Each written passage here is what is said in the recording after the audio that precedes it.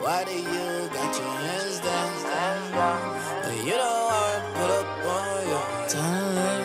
The heads you got them jumping all around. They don't know when I'm gonna show. I'ma let it fly. Time to let it fly. Time to let it fly. Time to let it fly. I'ma let it fly. Time to let it fly. Time to let it fly. Time to let it fly. Yeah. Welcome to NewRock Prep fifth quarter show. NewRock Prep fifth quarter show.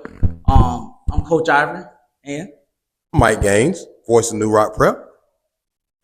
we just had a game today versus Georgia Knights. We just had a couple games earlier last week versus who we had last week. We got Lamar Prep and Lamar Prep. Elite. And who was the other team? Elite. Elite. Now we're 2-1. We're going to discuss these past 3 games that we had, and then also we're going to talk about the future games that we have in NewRock. I'm going to put it over here in the voice of NewRock hands right here. So first off, Coach, good to see you again. Good to see you too as well. Congratulations on the win. I'm over here sweating myself to death. I can understand. But let me start. Let's go back a little bit. Let's start with those last 2 games we just had, Elite and Lamar Prep. The contrast between game 1 and game 2. Let's just start there. Give me what you saw in that. Energy. It was all about our energy. The Elite game, we was more laissez-faire per se. Mm-hmm. It wasn't really trying to be that dog. But we kind of changed it with the Lamar Prep game, and I see it kind of went over into this game here. We've been focusing on running our press. It's one of our major parts of our defense to go to offense is our press. We try to do multiple defensive changes to create confusion with the point guards. So that's basically everything focusing in on executing our defense at a higher level by having high energy. I could see that. Now, looking at the game, one thing I did notice, especially in the first game, you guys also, your defense has been consistent. One of my notes is all the games, win or lose, your defense has been consistent. But I want to ask you about the rebounding. For you guys to not have too many traditionally sized centers, you guys, pulled off maybe 50 rebounds in the first game, 52 rebounds. What is that? Is that a focus, or is that just inherent that the players you have, they just have a knack for rebounding? We have some athletic guys, some guys that did play in high school. They played the 4 because they was the tallest guy. Our tallest guy on our team is 6'5", as of now. Working on that part. But we focus on rebounding because we are a small team. So from a standpoint we on offense, we sending 3 to the rim, and we're sending 2 back to stop the fast break. And then with when it's the other team is shooting, we're crashing everybody. Everybody needs to crash the board. So if the ball pops out, so we can get a 50-50 ball or a squirt out, everybody's around the basket so we can get that. And then also, if we get a rebound, we're looking up first to try to get that fast break. Now, yeah, that lends me to my next question. You guys have a lot of fast break points, and you guys continue to go to the basket. Do the players themselves realize how much of the positive results they get when they go to the basket versus pulling up and taking a lot of shots? I think after this game, they're going to see the benefits of it. And going forward as well, I think we're going to have that be a emphasis here at NewRock by attacking the paint touches, boxing out, the small things, because we can't out-jump everybody. Okay. Now, I hate to go back to this, but let's go back to that first game. I'm sorry, Coach. It was a valiant effort, but it fell short. That first half and the second half, the cliche tale of 2 halves, they always say that. But what did you see? What did you tell them in that second half that kind of had them pick it up? Basically, we kind of picked up that they wanted more drive than shoot the rock, and we tried to pack the paint a little bit. But we gotta kind of get rid of the reaching. That's one of our bugaboos that we do have. We're gonna send you to the line. We got to stop that though. We got to stop that. We got to do better and clean that up. We can be physical without fouling. Now, I'm gonna jump around a little bit because you said something. You're gonna send them to the line, but let's talk about y'all at the line. Free throws have been crucial. These even with the games that haven't been quite as close, these free throws have been crucial. What do you do as a coach to get them to lock in on this free throw epidemic? I'll say it is an epidemic. One thing we do, we have free throw shooting contests in practice. We shoot that before and after every practice. Also, in between drills, we shoot free throws to try to show them the importance that free throws are important. So we gotta just emphasize the importance of free throws by doing repetition after repetition after repetition of good free throw shooting form, not the bull crap that sometimes they want to shoot up.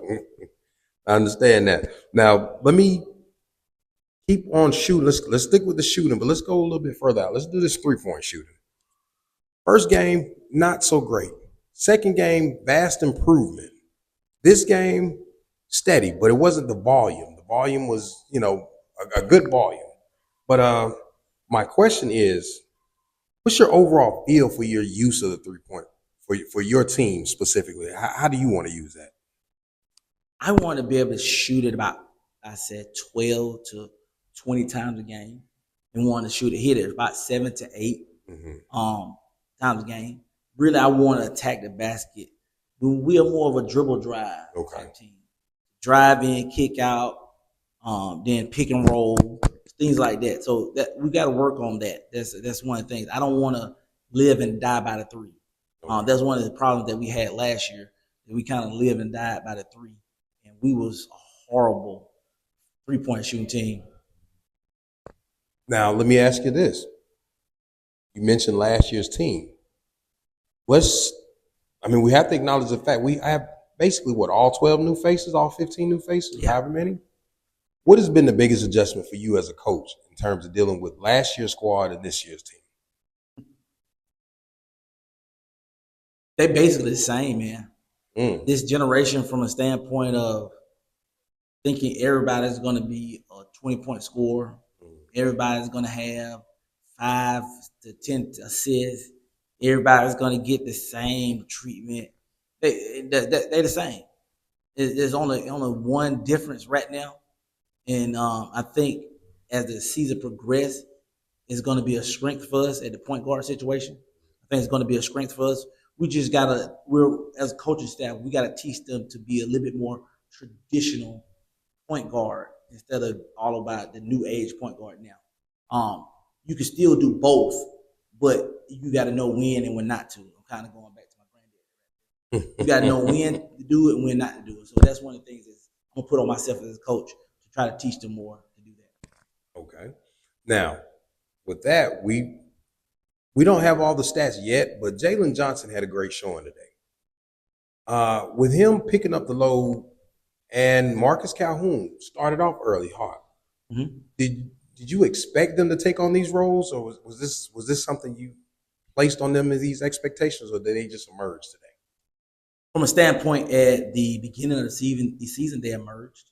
Once I saw who was who and what was what, Jalen, Ian, and Marcus, that's our triple threat right there. From a standpoint, I'm trying to go through those guys most of the time, and the other guys, man, try to put in roles for them to be able to do right. We got a few bigs that we're trying to kind of get to that point, and we got to come to some of our guards and bench guys to try to finally figure out their role. One person, 2 people, I want to contact Josiah today. Did a great job. He was starting off on the bench the first half of the game. He came in, really, he was our spark between him and Jamarian. Those 2 are our spark plugs on our team. Yeah, I have to agree with you on that one, Coach. Josiah Thomas came in, and at one point you had him and Johnson playing. Was that a strategy, or was that just reaction to the game? Or is that something you plan on doing from here on out? I always want to put 2 point guards in the game from a ball handling standpoint, and also from a standpoint, take a little breather off Jalen, give him a breather, so Josiah can run the point. He's more our most traditional point guards that we have. That he's going to be the hard nosed kid that's going to do what you ask him to do, things of that nature. We had some little hiccups. That's why he was sitting his butt on that bench for a little while. But he proved his worth today. And that's one thing I love to see in young men when I put adversity in front of them. Because sometimes I do it on purpose. Okay. I do it on purpose and see who's going, like my granddad said, barbecue or mildew. Mildew. Who's going to barbecue or mildew? Yeah, so speaking of home skillet, who is the leader of this one that does I guess he cooks it up for you guys and gets everybody going. Who is expected to be the leader here? It's the trifecta of Jalen, Ian, and Marcus. So you're going to go 3-head monster. That's what I want to push it through all 3 of those guys and make sure they touch it and make sure they get their teammate involved. I want those guys to have multiples of parts when it comes down to stats. I don't want them to just be scorers. I don't want them guys just to be rebounders. I don't want them just to be assist guys. I don't want them to just have steals. I want them to stuff the stats throughout the game. Because I'm asking a lot of those guys, a lot. And you know what? Today, after first 2 games, you kind of is there a different mentality because it's preseason in the games and preparation and everything? I think everybody's still trying to find their role. Try to solidify their roles and understanding where they're coming from. So I think it's more of a trying to solidify of what they got going on. That's basically what I think it is. Okay. So now I'm going to ask you this. And again, I'm going to have to touch that first game. What was your message to them in the first game versus your message in these past 2 games? I think the message was the same, to be honest with you. Have fun. Let's go play defense. Let's be able to execute and have effort. Everything will fall in place if you have effort and execution at the same time. That's our motto, effort and execution. So we try to put forth maximum effort and maximum execution. So that's what we're trying to do at NewRock. We know we're not the most talented team. We're not the biggest team. All right. So what we have to do is the 2 pillars of excellence, execution, and effort have to be there all the time. Got a few more for you, Coach. Truthfully, how long do you savor this win before you get back into the laboratory and start working again? As soon as I get back to Conyers. Soon as I get back to Conyers, I'm going to look at some film on Georgia Oxford, Emory Oxford College. We play them next Saturday, so I'm going to start digging that up tonight. And folks, that's not even a long drive. So another one for you, just a little something a little off the books. What is your preparation for the game days normally, or is there any ritual you have? Boy, getting up early, like this morning, got up about around 7 or 7:30 to try to put all the jerseys, the tablets, the iPads, the phones, the stand in the car, pick up my big dog, my right-hand man's Coach Fuller, and come on down here and set everything up here and then go get the girls and bring them back here and make sure the referee's on time. The day was one of those days, man, like when they said they didn't have the keys to the door and we had locked ourselves out, it was like, oh my God. Then I had to get my tablet fixed and the people didn't keep it on the charger, so I had 10%. So we had to Jimmy rig the tablet to try to keep it, man. The day you could tell we were still in the preseason mode. So because our next true game is going to be on the 11th of next week. So that's when the real season kind of pops up. Okay. So, sounds like a lot there, Coach. Why do you got your hands down? And you don't want to put up on your time. The heads you got them jumping all around. They don't know when I'm going to show. I'ma let it fly. Time to let it fly. Time to let it fly. Time to let it fly. I'ma let it fly. Time to let it fly. Time to let it fly. Time to let it fly.